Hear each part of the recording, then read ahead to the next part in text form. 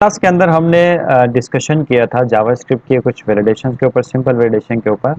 लेकिन अभी जो है हम डिस्कस करने जा रहे हैं एचटीएमएल का जो कुछ थोड़ा कॉम्प्लेक्स वैलिडेशंस के ऊपर डिस्कस करेंगे। कोई कॉम्प्लेक्स वैलिडेशन होती है तो हम जावास्क्रिप्ट के अंदर उसको किस तरह जो है बना देते हैं। सो यहाँ पर उसको बनाने के लिए सबसे पहले मैंने कोडिंग यहाँ पे करी है। मैं उसी कोडिंग को आप लोगों को समझाने की कोशिश करूंगा कि फॉर एग्जांपल एक मैं ऑर्डर फॉर्म बनाने जा रहा हूँ कि यूजर उसको उस वहां से ऑर्डर कर सकता है कोई भी प्रोडक्ट, कोई एक प्रोडक्ट। सो उसके लिए सबसे पहले मैंने क्या किया, एक टेबल क्रिएट किया। सबसे पहले तो एक डिफ बनाया, डिफ के अंदर मैंने H1 की हेडिंग डाली है और उस H1 की हेडिंग के अंदर मैंने एक टेबल का है टैग डाला है, ताकि जो हम कंट्रोल्स यूज करेंगे फॉर्म की, उस फॉर्म के कंट्रोल्स को अच्छी तरह से शो करवा सकें यूजर को।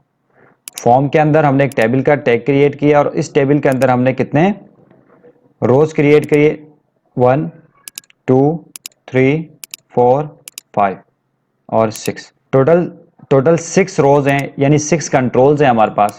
सबसे पहले कंट्रोल में क्या होता है, सबसे पहले कंट्रोल में यूजर से हम उसका फर्स्ट नेम पूछेंगे कि यूजर फर्स्ट नेम इंसर्ट करेगा।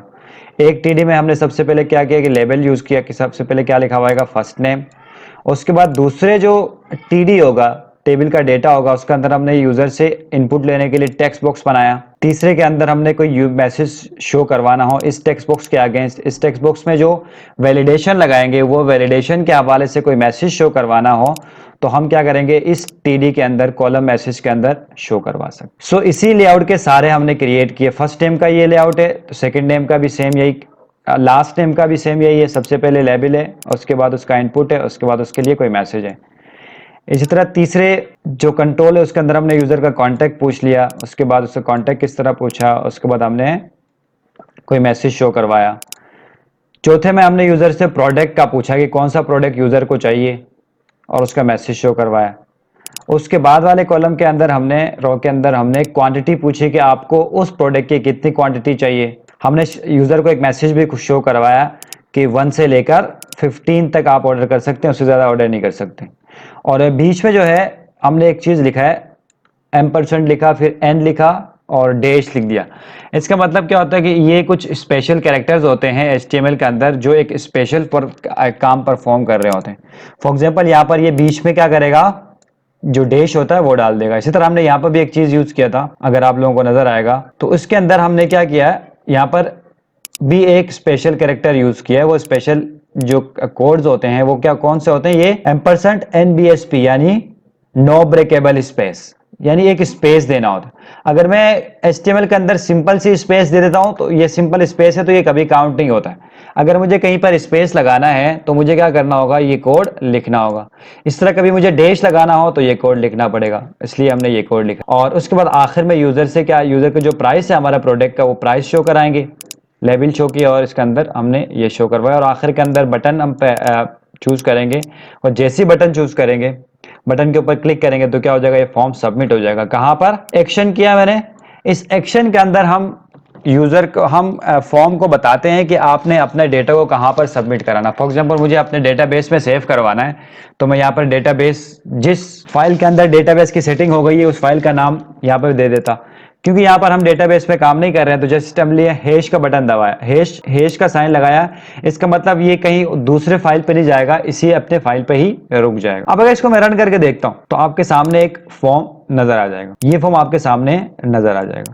अब ये फॉर्म, इस फॉर्म में हमने कुछ डिजाइनिंग भी की है। डिजाइनिंग किस तरह की है हमने, देखें यहाँ पर फॉर एग्जाम्पल यहाँ पर मैंने एक क्लास बनाया लेबल कॉलम का, एक क्लास बनाया इनपुट कॉलम का और एक क्लास बनाया मैसेज कॉलम का, तो सारे क्लासेस सबके सेम। सो इसके अगेंस्ट हमने क्या किया, थोड़ा सा स्टाइल बनाया, स्टाइलिंग लिखी है कुछ।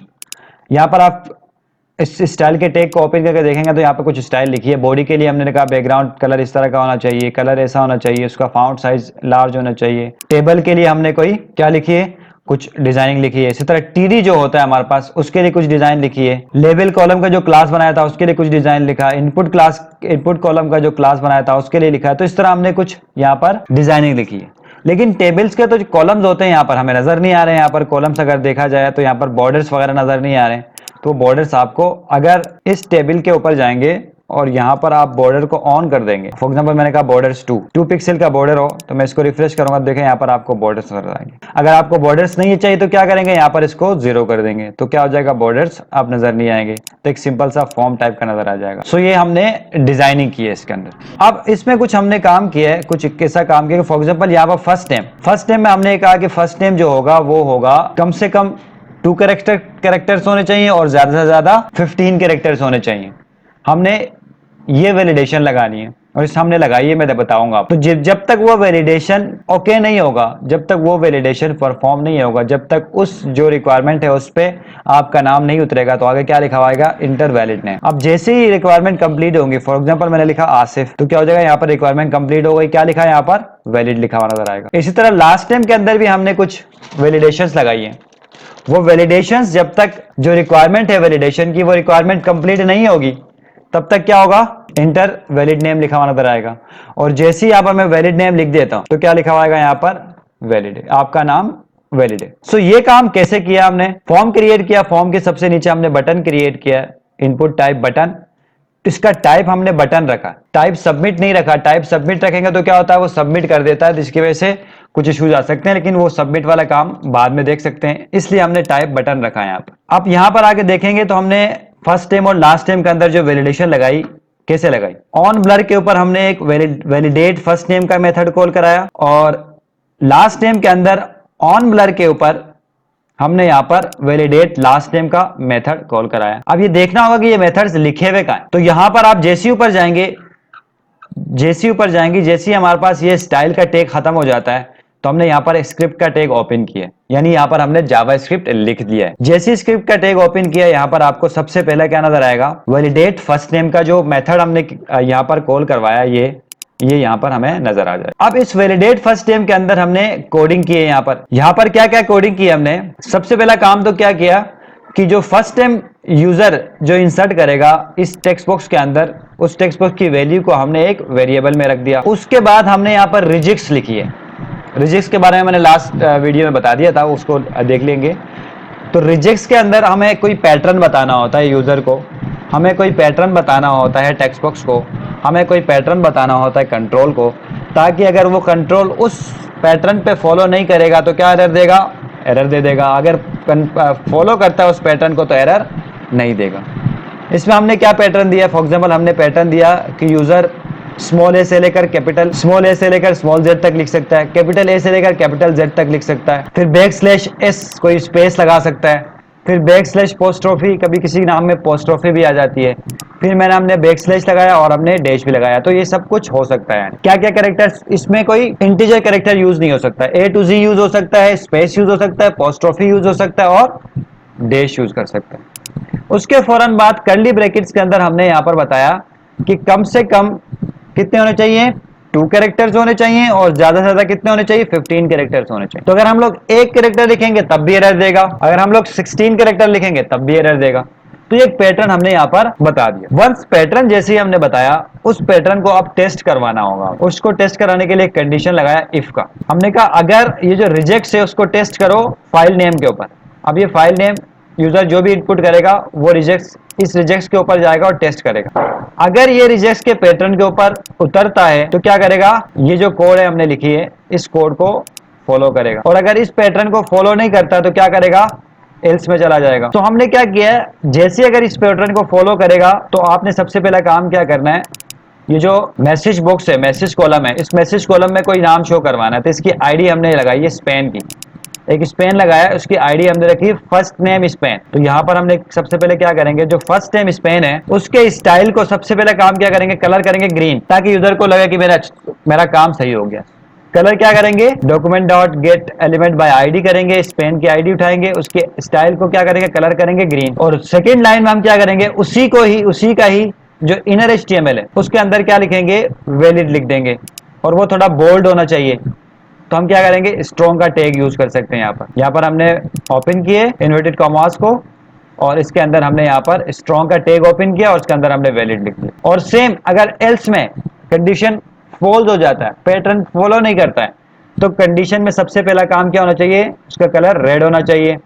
और रेड होते साथ साथ आपने बताना है कि भाई इंटर वैलिड नेम, आपने अपने नेम वैलिड रखने हैं, वैलिड नेम रखने हैं आपने, दूसरा कोई नाम नहीं रखना, वैलिडेशन लगानी है आप। सो इसी वजह से यहाँ पर जैसे ही अगर मैं यहाँ पर जाता हूँ, तो इसको मैं सेव करके जैसे ही मैं यहाँ पर जाके रन करता हूँ इसको, और यहाँ पर मैं एक नाम यानी एक कैरेक्टर लगा देता हूँ, देखो यहाँ पर इनवैलिड नजर आएगा।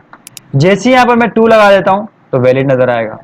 और अगर जाके मैं पैटर्न में से यहाँ पे जाके चेंज करता हूँ, मैं कहता हूँ कम से कम 3 कैरेक्टर्स होने चाहिए, और इसको सेव करके रिफ्रेश कर देता हूँ, और अगर मैं यहाँ पे 2 कैरेक्टर्स भी डालूंगा तो यहाँ पर क्या देगा। उसी तरह लास्ट टाइम के अंदर भी, उसी तरह लास्ट टाइम के अंदर भी हमने कुछ वैलिडेशन लगाई है। अब वो क्या, वो कौन सी वैलिडेशन है आप जाके देख सकते हैं। यहाँ पर जो हमारे पास लास्ट नेम है उसके अंदर हमने वैलिडेट लास्ट नेम के मेथड को कॉल कराया। अब वैलिडेट डॉट लास्ट नेम का जो मेथड है वो कहां पर मिल जाएगा आपको, यहाँ पर मिल जाएगा। सेम काम किया हमने, सबसे पहले लास्ट नेम को उठाया उसके लास्ट नेम के टेक्स्ट बुक से, फिर रिजेक्ट, सेम वही रिजेक्ट लिखी है हमने, लेकिन अब हमने कहा कि जो लास्ट नेम होगा वो 20 कैरेक्टर्स तक जा सकता है, 15 नहीं, आप 20 कैरेक्टर्स का भी लिख सकते हैं, बाकी सारे काम सेम है। फिर क्या होगा यहाँ पर, अगेन वही काम है, यहाँ पर रिजेक्ट टेस्ट करेगा।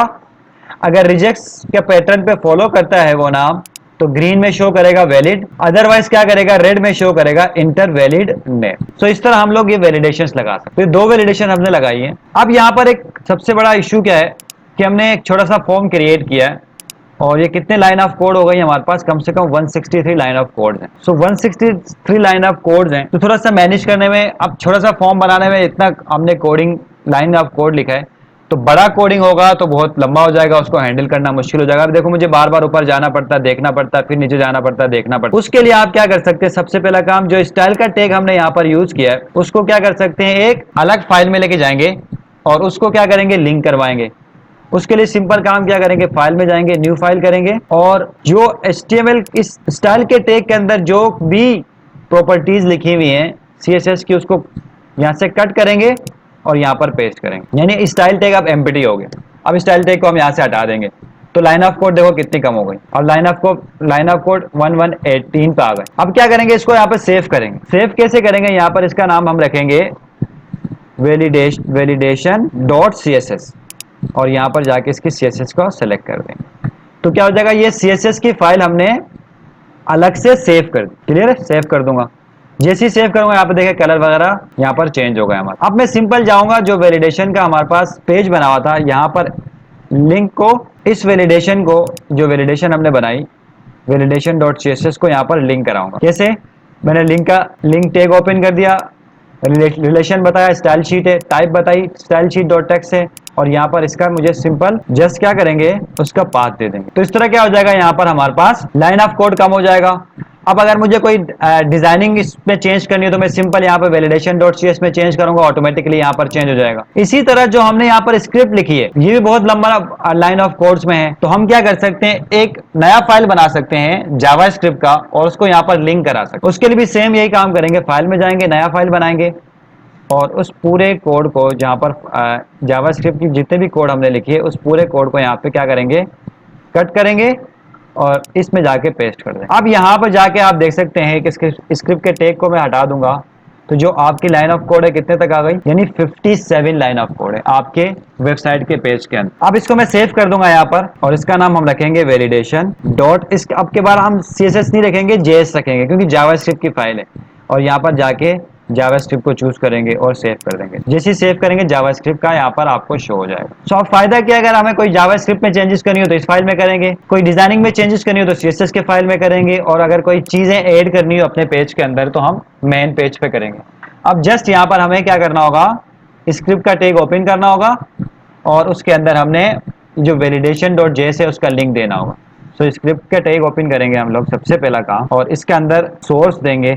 सोर्स में क्या बनाएंगे, वैलिडेशन डॉट JS। ये जो वैलिडेशन है कहाँ गया, ये वैलिडेशन है, और इस वैलिडेशन को हम यहाँ पर लेके जाएंगे, लिखेंगे डॉट JS। अब यहाँ पे मैं इसको जाकर रिफ्रेश करता हूँ तो सेम काम हो जाएगा, यहाँ पर कोई डिफरेंस चेंजेस नहीं होंगे। यहाँ पर राइट क्लिक करेंगे और व्यू पेज सोर्स में जाएंगे तो यहाँ पर आपको 2 CSS की अलग फाइल है, JS की अलग फाइल है। इसके ऊपर क्लिक करेंगे तो आपको पूरा CSS नजर आ जाएगा। अगर ये नजर नहीं आ रहा तो इसका मतलब आपने लिंकिंग सही नहीं की। और इस तरह आप जावास्क्रिप्ट में जाएंगे तो यहाँ पर जावास्क्रिप्ट के सारे कोड नजर आएगा। अगर आपने कोई नजर नहीं आ रहा तो क्या होगा, ये इसका मतलब क्या है, कोई मिस्टेक है, कोई आपने लिंकिंग में मिस्टेक की, और परफॉर्मेंस वही सेम होगा। अगर मैं यहाँ पर गलती करूंगा तो यहाँ पर एरर देगा। तो इस तरह हमने इसको ब्रेक डाउन के जितने भी अपने प्रॉब्लम को ब्रेक डाउन करेंगे उतना आप अच्छी तरह परफॉर्म कर पाएंगे। इसको यहीं पर एंड करते हैं और इसी फॉर्म को आगे लेके जाएंगे और कॉन्टेक्ट कॉन्टेक्ट हमारा है, उस कॉन्टेक्ट नंबर के अंदर वैलिडेशन किस तरह लगा सकते हैं, क्वांटिटी वगैरह के अंदर वैलिडेशन किस तरह लगाते हैं और उसको परफॉर्म कैसे करवाते हैं, नेक्स्ट वीडियो में उसके ऊपर डिस्कस करेंगे जो कॉम्प्लेक्स वैलिडेशन के अंदर।